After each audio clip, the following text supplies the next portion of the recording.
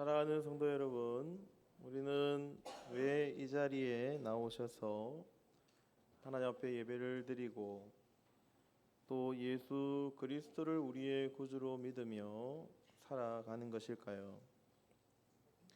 아마 처음 예수님을 믿게 된 동기는 저마다 다를 줄 압니다. 어떤 분은 삶의 고난 속에서 지푸라기라도 잡는 심정으로 예수님을 만나신 분이 계실 것입니다. 또 어떤 분들은 주변 사람들의 권유나 인도에 따라서 교회의 문턱을 넘으신 분들도 계실 것입니다. 혹은 말씀 속에서 예수님을 향한 가르침과 예수님의 사랑에 깊은 감명을 받으셔서 믿음을 가지신 분들도 계실 것입니다. 오늘 우리가 함께 읽은 마가복음 3장 말씀에 보면 예수님 주변에 모여든 사람들의 여러 동기들을 우리가 살펴볼 수 있습니다. 그들은 과연 어떤 이유로 예수님을 따랐을까요? 특별히 오늘 말씀을 통해서 우리 자신들의 믿음의 시작이 어떠했는지, 또 지금은 우리의 믿음이 어디를 향해서 나아가고 있는지 점검해 볼 수 있는 복된 시간이 되시기를 간절히 소망합니다. 우리의 믿음의 기초를 다시 한번 점검하시고 예수님을 믿는 진정한 이유를 깨달으시고 신앙생활이 중요한 전환점이 될 수 있기를 간절히 소망합니다. 오늘 본문 7절과 8절 말씀에 보면 예수님은 제자들과 함께 바닷가로 물러가셨을 때 갈릴리뿐만 아니라 유대, 예루살렘, 이두메, 요단강 건너편 멀리 떨어진 두로와 시돈에서까지 많은 무리가 예수님을 따라왔다고 기록하고 있습니다. 그리고 왜 이 수많은 백성들이 그 먼 길을 마다하고 밥을 굶어가면서도 또 잠자리를 제대로 갖추지 못한 상황에서 주님을 따라 지금 몰려들고 있을까요? 오늘 10절 말씀에 보면 그 이유를 우리가 짐작해 볼 수 있습니다. 10절에 보면 이는 많은 사람을 고치셨으므로 병으로 고생하는 모든 사람이 예수를 만지려고 몰려왔습니다라. 그렇죠. 예수님께 몰려든 백성들 대부분이 병을 고침받기 위해서 예수님을 만지기 위해서 몰려왔다고 기록하고 있습니다. 즉 예수님께서 행하시는 어떠한 능력을 통해서 자신들의 삶의 고통 중에 있는 수많은 사람들이 그 고통 속에서 헤어나오기 위해서 예수님을 찾아왔던 것입니다. 당시는 의료의 수준이 굉장히 낙후되어 있던 고대 시대죠. 그래서 사람들은 수많은 질병과 고통 가운데 살았습니다. 그래서 그들은 예수님의 소문을 듣고 예수님께서 병을 낫게 하신다는 소문을 듣고 자신의 질병과 고통으로부터 벗어나기를 소원하는 마음으로 예수님께 나온 것입니다. 예수님이 그들의 병을 고쳐주실 분으로 생각했던 것입니다. 마치 사막 가운데서 오아시스를 찾아서 헤매는 사람들처럼 오아시스 대신 예수님을 찾아서 그 자신들의 인생의 고통의 문제를 해결받고 싶었던 것이죠. 물론 여러분, 육신의 질병에서 치유를 받고 삶의 어려움 속에서 하나님의 도움을 받는 것은 하나님의 은혜이며 우리가 감사해야 될 부분입니다. 전혀 잘못된 것이 아니에요. 우리 신앙생활의 동기는 1차적으로 우리의 생활과 밀접한 관련이 있을 수 있습니다. 예수님도 자신들에게 나아오는 백성들을 전혀 막지 않으셨습니다. 배고픔과 굶주림, 육체적 고난과 질병 가운데 있는 백성들을 그들이 오는 것을 허락하셨습니다. 막지 않으셨어요. 환영하셨습니다. 또 사랑으로 그들을 전심전력을 다해서 그들 모두를 치유하셨습니다. 신앙생활의 처음 시작을 이렇게 시작할 수 있는 것입니다. 어떤 이유로 오늘 신앙생활을 시작하기 위해 이 자리에 나오셨습니까? 그 이유가 일차적인 신앙생활의 목적과 동기가 될 수 있는 것입니다. 하지만 중요한 것은 이것이 우리가 예수님을 믿는 유일한 이유와 동기가 되어서는 안 된다는 것입니다. 물질적인 축복, 당장의 우리의 문제의 해결만을 기대하며 예수님을 따른다는 것은 신앙의 어린 아이와 같은 단계라고 성경은 우리에게 분명히 말씀해 주고 있는 것입니다. 오늘 예수님을 찾아온 백성들은 사실 예수님이 누구신지에 대해서 별 관심이 없었습니다. 예수님이 하나님의 아들이신지, 예수님이 인류를 구원하시기 위해서 오신 인류의 구원자인지에 대해서 관심이 없었습니다. 단지 예수님이 그들에게 무엇을 해줄 수 있을 것인가에 대해서만 관심을 가진 것이죠. 예수님이 그들에게 무엇을 줄 수 있는 것인지, 해주실 수 있는 것인지에 대해서만 관심을 가졌다는 거예요. 여러분, 필요에서 나온 믿음, 우리의 필요를 체험받기 위해서 나온 우리의 신앙은 신앙의 시작이 될 수는 있지만 신앙의 중요한 마침은 되어질 수가 없다는 것입니다. 그것이 목적이 되어서는 안 된다는 거예요. 오늘날도 많은 우리 성도들이 복을 받기 위해서 혹은 문제 해결을 위해서 주님을 찾아옵니다. 하지만 거기에서 우리의 신앙생활이 멈추게 된다면 표면적인 신앙, 주님께서 말씀하고 계시는 어린아이와 같은 신앙의 단계에 머무르고 만다는 것입니다. 우리가 보통 기복신앙이라는 말을 이제 교계에서도 사용을 하고 또 신문기상이라든지 여러 우리가 뉴스를 통해서도 우리가 들을 때가 많이 있죠. 나 여러분, 기독교에서 우리가 믿는 우리 기독교에서 복을 구하는 것이 성경적이지 않다고 단정할 수는 없습니다. 성경에는 복에 대한 언급이 많이 있어요. 여러분, 구약 성경에 가장 중요한 주제가 두 가지가 있는데 그 중요한 주제가 땅과 복이거든요. 예전에도 제가 한번 말씀드린 적이 있지 않습니까? 땅과 복이 구약 성경의 가장 중요한 복이에요. 주제예요. 하나님께서 구체적으로 복을 약속하고 계십니다. 하지만 복만을 추구하는 기복신앙이 신앙의 본질을 왜곡한다는 것입니다. 예수님은 산상수훈의 팔복에서 현세적인 복보다 영적인 복을 더욱 강조하셨습니다. 여러분, 기복신앙의 문제가 무엇입니까?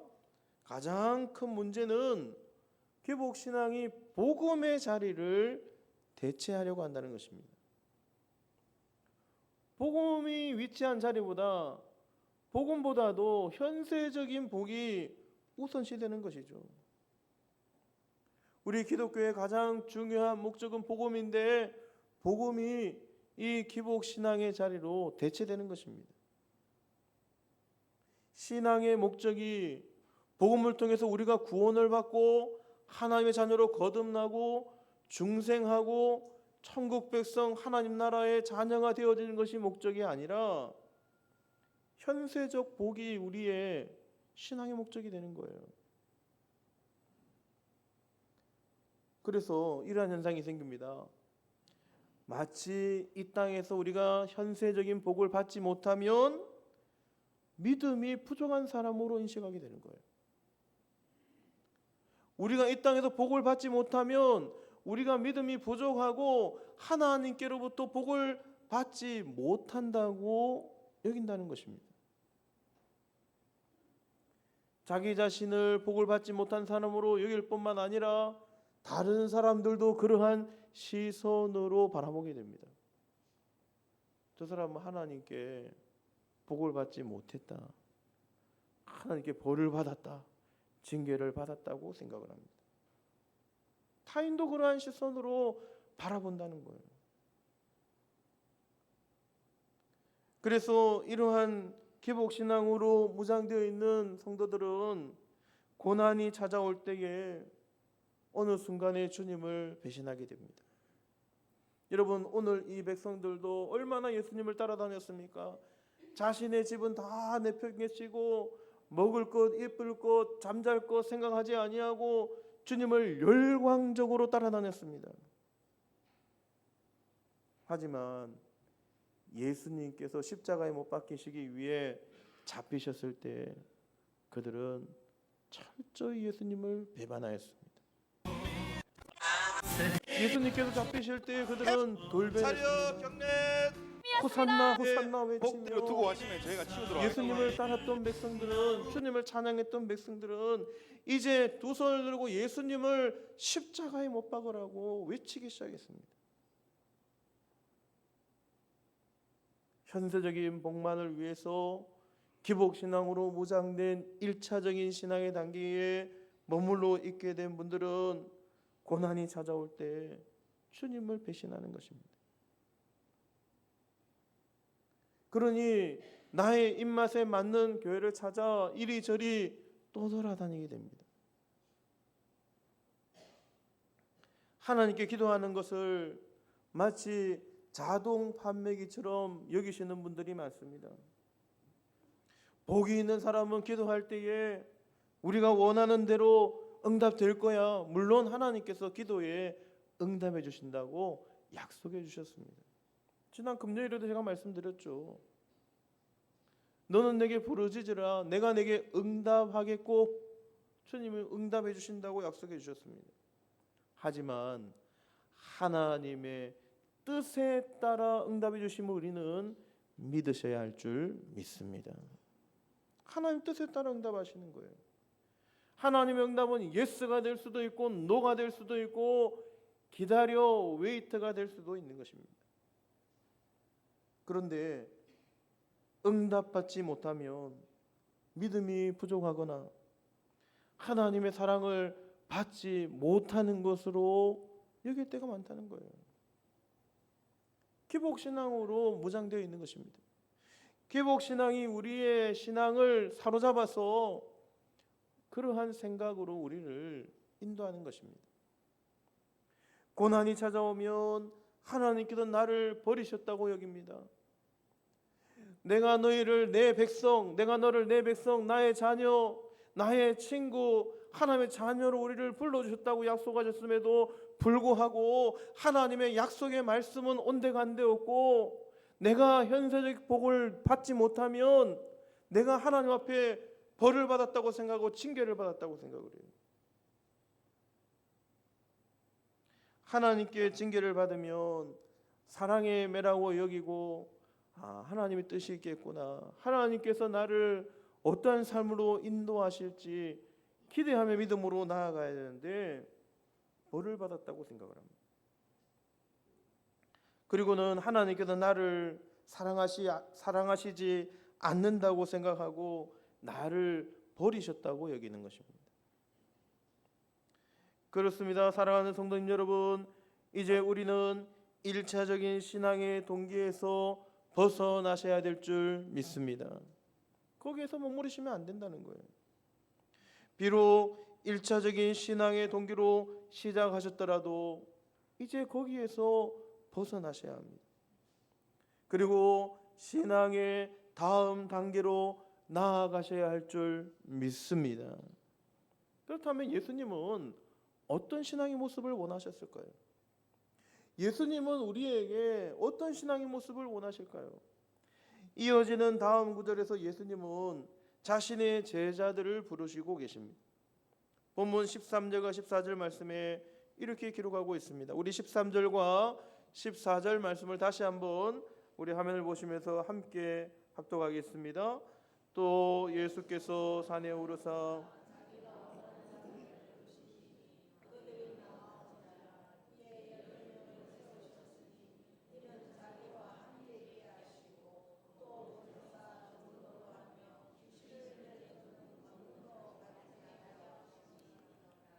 아멘. 주님께서 자기가 원하는 자들을 부르셨다는 거예요. 자기가 원하는 자들은 누굽니까? 제자들입니다. 제자들을 부르셨는데 12명을 세우셨는데 그들로 하여금 어떻게 하기를 원하셨느냐? 자기와 함께 있게 하시려고 그들을 부르셨다는 것입니다. 12제자를 택하신 가장 중요한 이유, 12제자를 세우신 가장 중요한 이유, 주님께서 원하시는 제자들, 주님께서 원하시는 기뻐하시는 제자들은 어떤 제자들이냐? 자기와 함께 있게 하시려고 부르셨다는 거예요. 오늘 백성들은 예수님의 능력을 통해서 자신들의 문제만을 해결받기를 원했습니다. 하지만 예수님께서 진짜 원하셨던 것, 예수님께서 지금까지도 원하시는 것, 예수님께서 제자들을 세우시면서 가장 원하시는 것은 주님과 함께 있게 하시려고, 주님과 더 깊은 관계에 함께 동고동락하며 그분의 마음과 뜻을 배우고 주님의 뜻을 살피고 주님의 뜻을 생각하며 주님의 뜻을 따라 살아가기를 소망하며 살아가는 친밀한 관계를 원하신 것입니다. 주님과 1대1의 깊은 만남, 깊은 교제와 사귐의 관계를 원하시는 것이죠. 그렇습니다. 사랑하는 성도님 여러분, 이것이 바로 우리가 예수님을 믿는 동기, 예수님을 믿는 진정한 이유가 되어야 될 줄 믿습니다. 주님과 함께 해야 된다는 거예요. 단순히 병을 고침받거나 물질적인 복을 누리는 것을 넘어서 예수님과 늘 함께하며 그분의 사랑 안에 거하는 것, 그분의 사랑 안에 주님과 함께 하시는 것, 주님과 함께 살아가는 것이 우리의 신앙생활의 핵심이라는 것입니다. 우리의 모든 순간, 우리의 모든 상황 속에서 예수님과 동행하며 그분의 인도하심을 받는 것, 이것이야말로 우리가 신앙생활에서 누릴 수 있는 가장 중요한 특권이라는 것입니다. 마치 오랜 친구와 함께 시간을 보내며 더욱 그 친구를 깊이 알아가듯이 예수님이 우리에게 원하시는 것은 우리가 예수님과 사귐의 시간이 지날수록 주님을 더욱 깊이 알아가며 주님을 더욱 깊이 깨달아가며 주님의 뜻을 더욱 깊이 알고 그분의 뜻에 따라서 행하며 살아가기를 원하는 것. 끊임없이 주님과 교제하며 주님과 만나고 주님을 알아가고 닮아가길 원하는 것이 신앙생활의 목표가 되어야 한다는 것입니다. 이것이 1차적인 동기를 벗어나서 주님께서 원하시는 제자 신앙인들의 모습이 되어야 될 줄 믿습니다. 예수님과 함께 있는 것, 주님이 우리를 부르실 때에, 우리를 자녀 삼으실 때에 자신과 함께 있게 하시려고 우리를 부르셨다는 것을 깨달아야 한다는 것입니다. 즉 주님과 동행하는 것이, 주님과 동행하는 삶이 신앙의 본질임을 믿으시기를 바랍니다. 주님과 동행하는 것이 신앙생활의 본질이어야 되는 거예요. 우리가 신앙생활에서 추구해야 할 목표인 것입니다. 오늘 우리가 마가복음을 통해서 우리가 깨달아야 할 것은 신앙생활의 분명한 목표를 발견해야 될 줄 믿습니다. 우리가 신앙생활하는 분명한 목표가 있어야 된다는 거예요.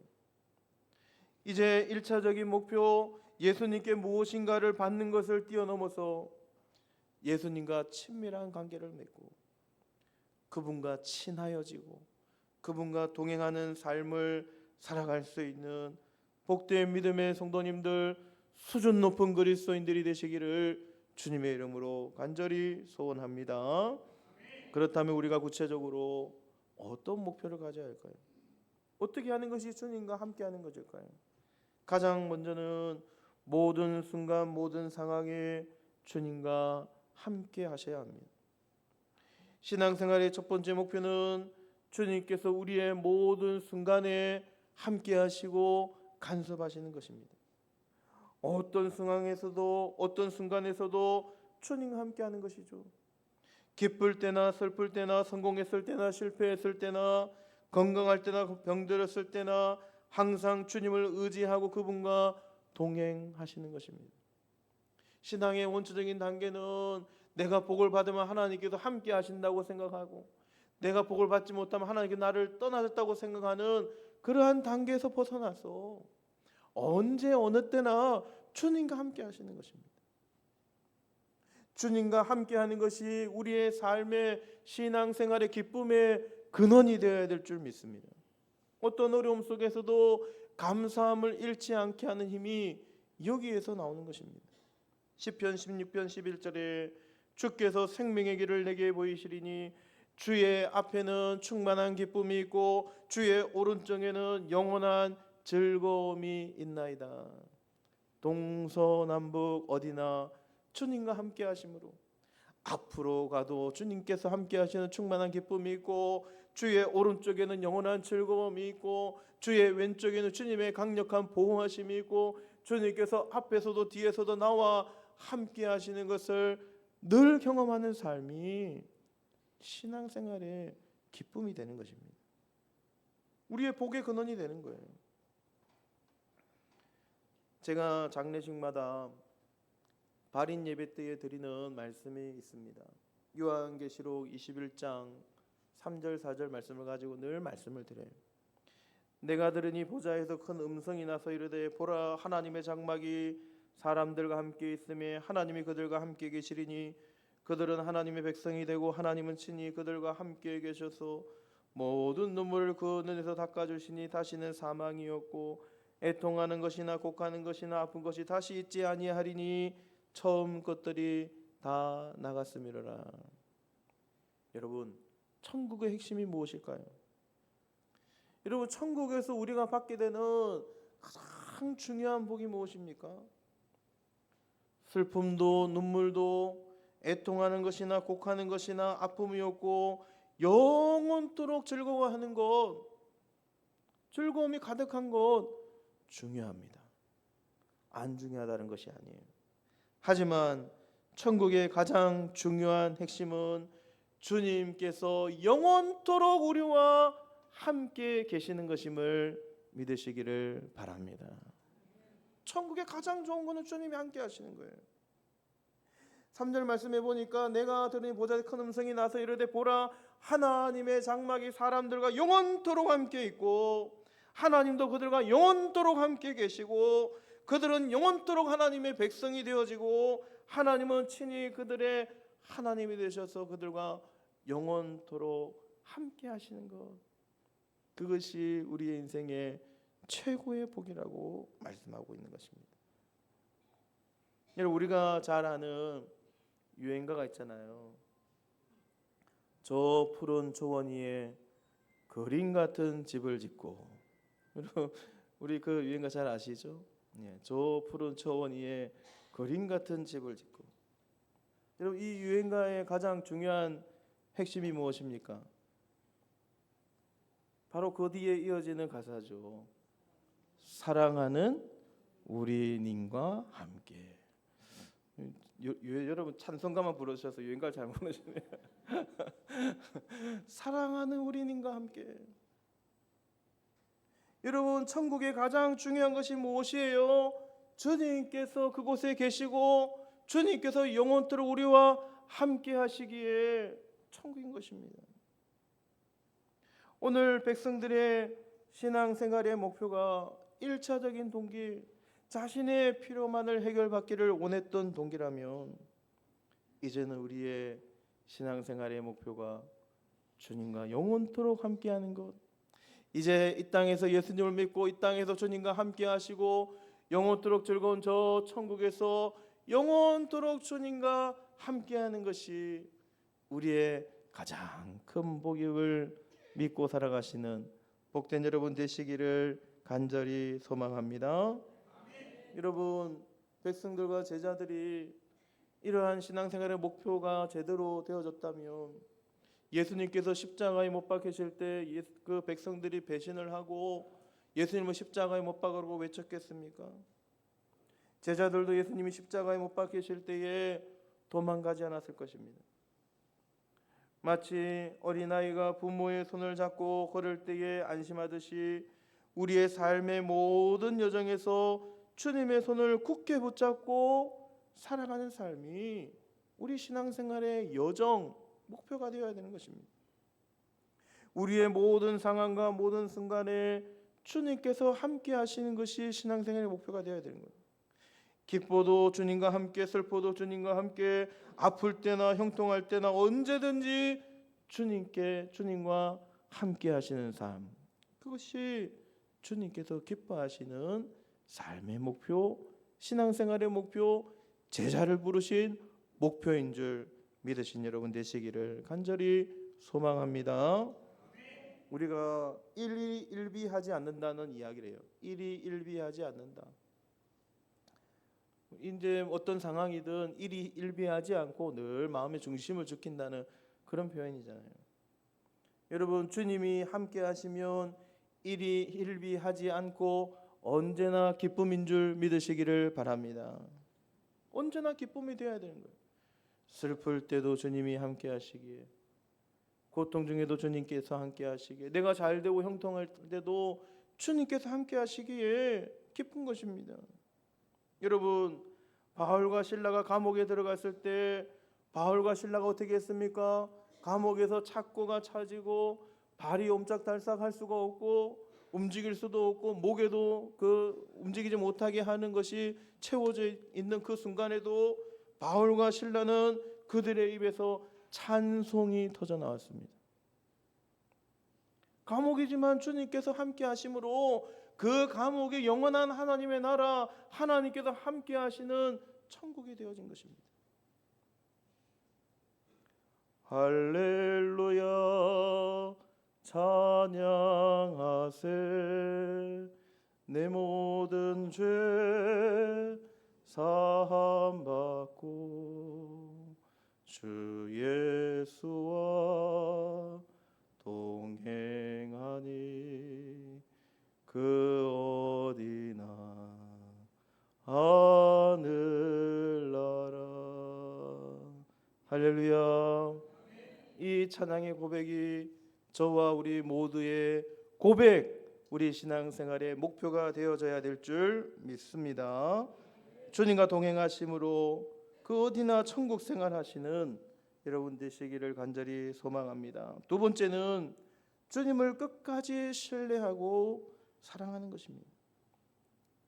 우리의 믿음이 때로는 흔들릴 수 있습니다. 주님의 뜻을 이해하지 못할 때도 있습니다. 하지만 변함없이 우리를 사랑하시고 가장 좋은 길로 인도하시는 주님을 신뢰하셔야 합니다. 우리의 마음을 다하고 성품을 다하고 힘을 다하여 주님을 사랑하시고 신뢰하셔야 됩니다. 요한복음 14장 21절에 예수님이 이렇게 말씀하십니다. 나의 계명을 지키는 자라야 나를 사랑하는 자니 나를 사랑하는 자는 내 아버지께 사랑을 받을 것이요 나도 그를 사랑하여 그에게 나를 나타내리라.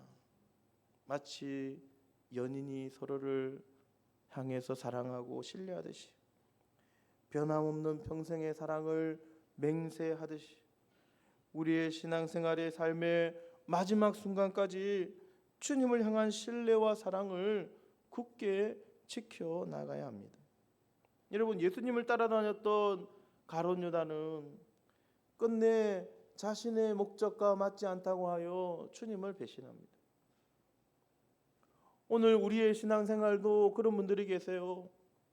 나의 신앙생활의 목적과 맞지 않으니, 나의 뜻과 맞지 않으니 내가 신앙생활의 목표를 이룰 수 있는 다른 곳으로 내가 가야 되겠다 생각하는 분들이 계세요. 자신의 목적과 맞지 않으니 주님을 배신한 것입니다. 다른 제자들도 주님을 배신했습니다. 베드로는 닭 울기 전에 3번이나 부인했습니다. 다른 모든 제자들도 모두 도망갔습니다. 예수님은 그들과 자신이 함께 하기를 원하셨는데 주님을 배신하고 신뢰하지 못하고 도망간 것입니다. 하지만 여러분, 예수님은 그들을 결코 배반하지 않았습니다. 모두 주님을 배신하고 주님을 떠나갔지만 예수님은 부활하신 후에 그들을 찾아가셨습니다. 여전히 그들을 신뢰하셨습니다. 예수님을 배반하고 고기 잡는 업으로 돌아간 그들을 찾아가셨습니다. 그리고 제자들에게 다시 사명을 고취시켜 주셨습니다. 특히 베드로에게, 3번이나 부인했던 베드로에게 다시 한번 신뢰하신다는 말씀을 그에게 주시고 사명을 고쳐주셨습니다. 내가 나를 사랑하느냐, 내가 나를 사랑하느냐, 내가 나를 사랑하느냐, 내 양을 치라. 주님께서 얼마나 베드로를 신뢰하시는지. 비록 베드로는 예수님을 배신하고 주님을 떠나갔지만 주님께서 그를 다시 찾아가셔서 그를 사랑하시는지 확인하시고 그에게 사명을 맡겨주신 것입니다.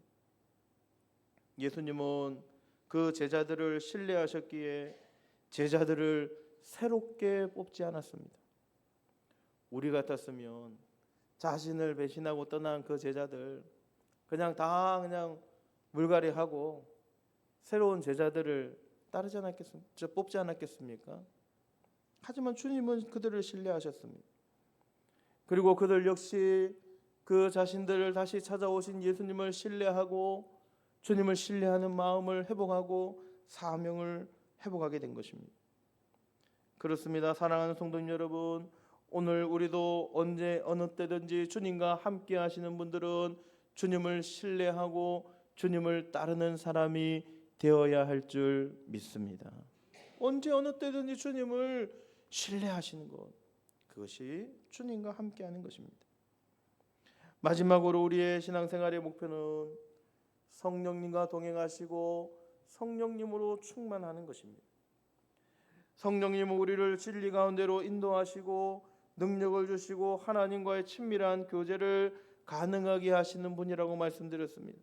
우리가 예수님을 믿을 때에 보혜사 성령님이 우리 마음 가운데 들어오시고 우리 마음 가운데 자정하시고 우리가 영원토록 하나님 나라 천국에 갈 때까지 우리와 함께 하시고 우리 안에 살아가신다고 말씀드렸어요. 그래서 늘 그 성령님과 함께 하셔야 되는 것입니다. 늘 성령님을 사모하며 기도하시는 분들이 주님과 함께 하는 것입니다. 사도행전 1장 8절에 오직 성령이 너희에게 임하시면 너희가 권능을 받고 예루살렘과 온 유대와 사마리아와 땅끝까지 이르러 내 증인이 되리라. 예수님께서 약속해 주셨죠. 내가 하늘로 올라가리니 성령님, 보혜사 성령님 우리에게 보내어 주시겠다고 약속해 주셨습니다. 그리고 성령님이 우리 안에 거하시도록 우리에게 허락해 주신 거예요. 그러니까 주님과 함께 하시는 사람은 예수님과 함께 계실 때는 예수님과 함께 하시고 이제 예수님이 떠나가셨을 때에는 성령님과 함께 하시도록 우리 안에 살아가시도록 성령님과 함께 하는 것입니다.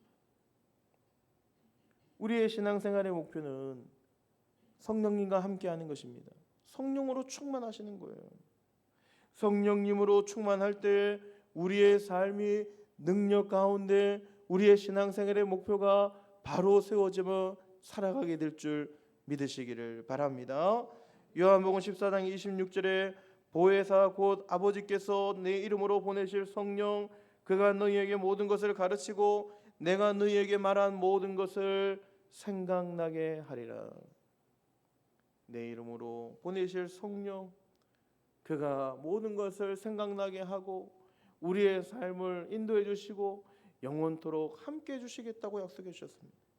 요한복음 16장 13절 그러나 진리의 성령이 오시면 그가 너희를 모든 진리 가운데로 인도하시리니 그가 스스로 말하지 않고 오직 들은 것을 말하며 장래 일을 너희에게 알리시리라. 진리의 성령이 우리에게 오시면, 우리와 함께 하시면 깨닫게 해주시고 말하게 하시고 우리의 삶을 인도해 주시고 우리의 신앙생활을 주의 성령이 기쁘신 뜻대로 인도해 주신다고 약속하고 있는 것입니다. 그렇습니다. 사랑하는 성도님 여러분, 성령님께서 함께 계실 때 성도는 완성되어지는 줄 믿으시기를 바랍니다. 성령님께서 함께 계실 때 우리 성도님들의 신앙생활이 완성되어지는 것입니다. 여러분, 우리가 사도행전을 뭐라고 부르죠? 사도행전의 별명이 뭐예요? 성령행전이라고 부르지 않습니까? 성령님께서 함께 하시는 거예요. 주님께서 떠나신 이후에 보내신 성령, 그 성령으로 충만한 초대교회가 성령님이 앞장서시고 성령님이 이끌어 가시고 성령님께서 함께 하시고 성령님께서 교회를 세우시고 성도를 세우시고 함께 하시는 역사가 기록된 책이 사도행전, 성령행전인 것입니다. 여러분, 지금도 주의 성령께서 우리와 함께 하시고 초장동 교회를 통해서 성령행전을 써 내려가시는 줄 믿으시기를 바랍니다. 우리와 함께 하심으로 써 내려고 계시는 거예요. 교회와 성도의 부흥은 성령님께서 함께 하실 때 가능한 줄 믿으시기를 바랍니다. 성령님과 함께 하셔야 부흥하는 것입니다. 그래서 우리는 성령님을 간절히 구하셔야 합니다. 성령님과 동행하실 때 성도는 완전해집니다. 성령님과 동행하는 것이 우리의 신앙생활의 목표가 되어질 때 성도는 한 단계 수준 높은 그리스도인으로 업그레이드 되는 것입니다. 오늘 이어지는 말씀에 예수님께서 그들과 함께 하시려고 그들을 선택하셔서 그들로 하여금 마을에 보내셔서 복음 전도를 하게 하시고 또 15절에는 귀신을 내어 쫓는 권능도 주신다고 말씀하고 있는 것입니다. 언제 가능한 것입니까? 주님과 함께 할 때, 주의 성령으로 충만하실 때, 주님께서 함께 하실 때, 1차적인 신앙의 목표에서 벗어나서 언제 어느 때든 주님과 함께 하시고 성령님과 함께 하실 때 이와 같은 권능을 우리에게 허락해 주시겠다고, 힘 있는 그리스도인, 힘 있는 신앙생활 할 수 있도록 도와주시겠다고 우리에게 약속해 주고 있는 것입니다. 바라기는 성령님과 늘 함께 동행하시면서 진정한 신앙생활의 목표를 바르게 이어가실 수 있는 복된 믿음의 성도님들이 되시기를 주님의 이름으로 간절히 소원합니다. 말씀을 마치고자 합니다. 여러분, 오늘 말씀을 통해서 우리가 예수님을 믿는 진정한 이유가 무엇인지, 동기가 무엇인지, 우리가 추구해야 할 신앙생활의 목표가 무엇인지 우리가 다시 한번 확인하고 우리가 새롭게 하였습니다. 이제는 1차적인 세상적인 욕망과 필요만 의해서 주님을 찾는 것이 아니라 예수님과 늘 함께 하시고 그분을 신뢰하시고 사랑하시고 주님과 교제하시고 늘 성령님과 동행하셔서 하나님께서 기뻐하시는 신앙생활로 나아가실 수 있는 복된 믿음의 성도님들이 되시기를 주님의 이름으로 간절히 축원드립니다.